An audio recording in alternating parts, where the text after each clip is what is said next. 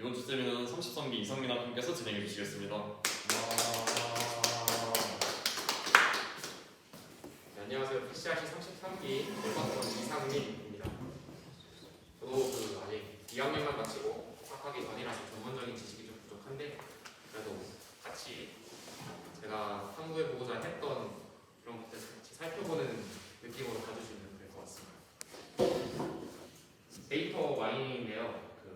이름 그대로 데이터 채광이라는 뜻이고, 광부가 채석을 하는 게 아니고 채광을 하는 것처럼 이 돌들을 걸러내고 광물을 수집해서 그거에 대해서 이제 광물을 가지고 재련을 하듯이 이 데이터 마이닝도 방대한 데이터의 양에서 유의미한 데이터를 추출한 다음에 그리고 그 데이터를 가지고 어떤 하나의 분석 결과를 내놓는 거라고 보시면 됩니다. 기법 중에 하나예요. 순서를 볼 건데 그 데이터의 양이 무수히 많으니까 그 데이터베이스에 저장되어 있는 데이터들을 먼저 정제하는 작업을 거쳐야 됩니다. 그래서 1번이 데이터 클리닝이고, 이렇게 정제한 데이터는 데이터 웨어하우스라는 곳에 오게 됩니다. 이 데이터 웨어하우스에 있는 정보도 아직 정제가 덜 됐다, 그렇게 생각이 될 때면은 이 데이터를 다시 추출을 해야 되는데요. 그 추출을 하고 그 데이터를 다시 선별해서 뽑아내는 과정이 인터그레이션 2번, 3번 데이터 셀렉션이라고 보시면 됩니다. 그리고 이 추출한 데이터를 가지고 또 그대로 데이터 마이닝을 하기에는 데이터의 형태가 많이 부족할 수 있어요.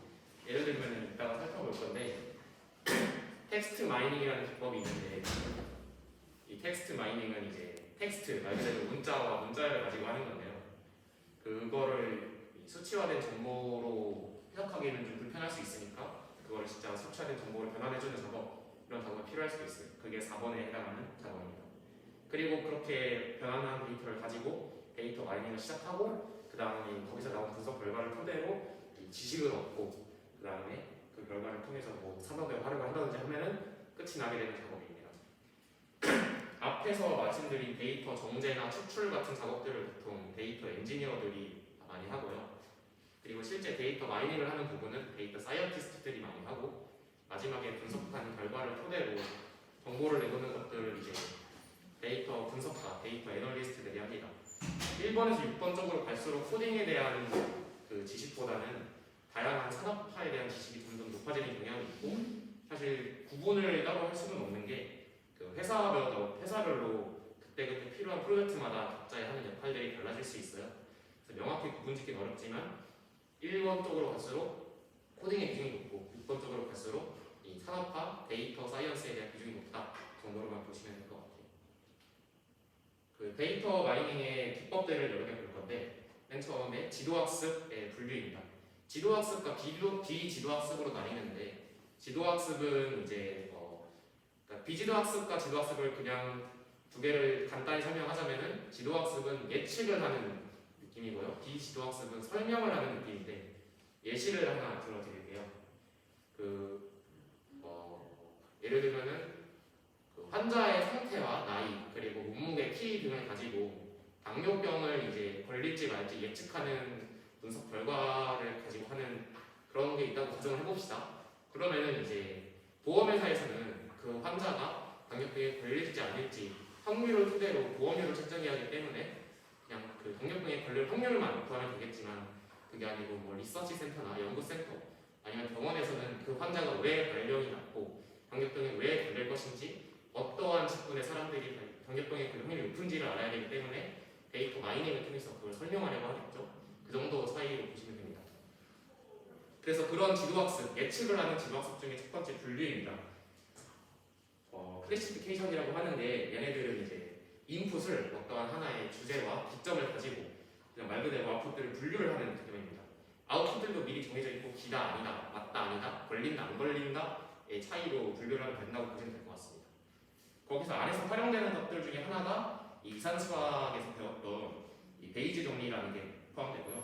이거는 B의 확률을 토대로 A의 확률을 추론해내는 그런 방식이라고 보면 됩니다. 그 옆에 있는 그림이 자료구조에서 나오는 의사결정 트리인데요. 이진 트리라는 이름으로 대부분 수익과나 혹여도 배우셨을 겁니다. 그러니까 아래에 있는 것들은 이제 아래 인풋, 히든, 아웃풋으로 적혀 있는 건 이제 인공지능에서 사용하는 그림인데, 히든 계층에서의 하나의 알고리즘을 토대로 아웃풋들을 구하는 거라고 보시면 될 것 같습니다. 이런 게 이제 분류인데요. 만약에 추정은 이제 분류보다 훨씬 더 많은 숫자의 데이터를 가지고 논하는 것인데, 예를 들어서 뭐 내가 광고 메일을 보냈을 때 살 사람들에 대한 확률을 구하는 분류 작업을 하고 해봅시다. 그때 살 사람들이 100명이라고 나왔다면은 그냥 그 사람들한테만 보내면 되겠지만, 살 사람들이 만약에 100만 명이라고 나왔다.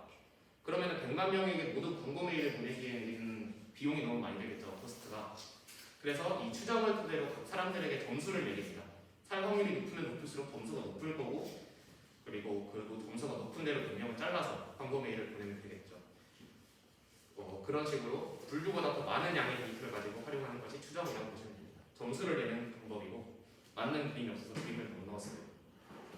다음 거 볼게요. 같은 예측을 하는 지도학습의 회귀 분석인데, 말이 좀 어렵고 아래는 식도 좀 무시무시한데, 일단은 더 쉽게 풀자면은 독립 변수들이 종속 변수에 끼치는 영향을 설명하는 건데, 이것도 말이 어려워서 더 쉽게 하면은 인풋들 간의 인과관계를 설명하는, 그리고 자기가 알고자 하는 변수의 확률을 변수를 예측하는 그런 기법이라고 보시면 됩니다. 최소 자승법, 최소 제곱법 이런 게 쓰인다고 하는데 수학은 너무 어려워서 패스를 하고, 그냥 그림을 보시면은 아까 당뇨병 설명드렸듯이 x축이 당뇨병 걸릴 사람들의 나이와 몸무게 등이라고 보시면 y축이 당뇨병에 걸릴 확률에 해당되겠죠. 그런 식으로 이제 점을 따라따라 찍어서 이 선이 당뇨병에 걸릴 확률에 대한 예측하는 선이라고 보시면 됩니다. 이 정도만 아셔도 될 것 같아요. 다음은 비지도학습입니다. 비지도학습은 예측이 아니고 설명을 하는 거라고 말을 해드렸는데, 그 중에 하나가 연관인데, 이제 여기서 되게 유명한 사례라고 할 게 있어요. 그 미국의 홈플러스 같은 곳인 이름이 드럭스토어라는 곳이 있었는데, 거기서 사람들이 어떤 제품과 어떤 제품을 살까, 많이 같이 살까 하는 조사를 했더니 기저귀와 맥주를 동시에 사는 양이 높았대요. 그래서 그 이유를 알고 보니까 미국에서 남편들이 퇴근할 때 기저귀 사와 하면은 장바구니 안에 맥주도 같이 담아오는 그런 경향을 분석해서 이런 결과가 나왔다고 하는데, 이런 걸 아는 것들이, 이런 걸 예측하는 것들이 연관입니다. 기저귀와 맥주의 연관, 샌드위치와 탄산수의 연관, 이런 거 있죠. 방금 말씀드렸던 분석을 장바구니 분석이라고 하는데, 아래에 있는 지지도, 신뢰도, 형상도 이런 것들을 가지고 토대로 한다고 하지만 얘네도 수학이라서 너무 어려운 패스를 할게요. 다음은 분집파입니다. 영어로 클러스터링이라고 하는데, 분류랑 어떻게 보면 비슷해 보일 수가 있어요. 얘네도 하나의 분집들을 토대로 따라락 이게 나뉘니까요. 하지만 분류와 분집파의 가장 큰 차이점은 결과를 아냐 모르냐예요. 분집은 분류는 산다 안 산다, 걸린다 안 걸린다로 결과가 정해져 있지만, 분집파는 결과가 정해지지 않아요.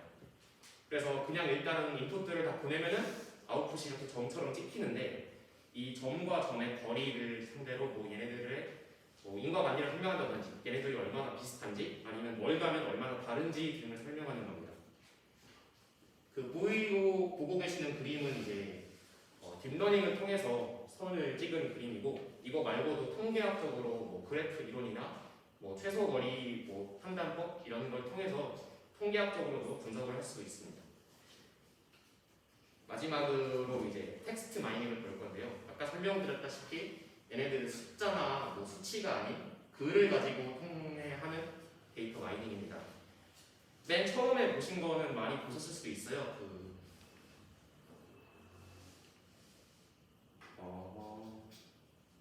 핵심어 분석이라고 하는데, 그냥 한 글에서 가장 많이 나온 단어를 토대로 핵심어가 무엇인지 자동으로 뽑아주는 AI의 기술입니다.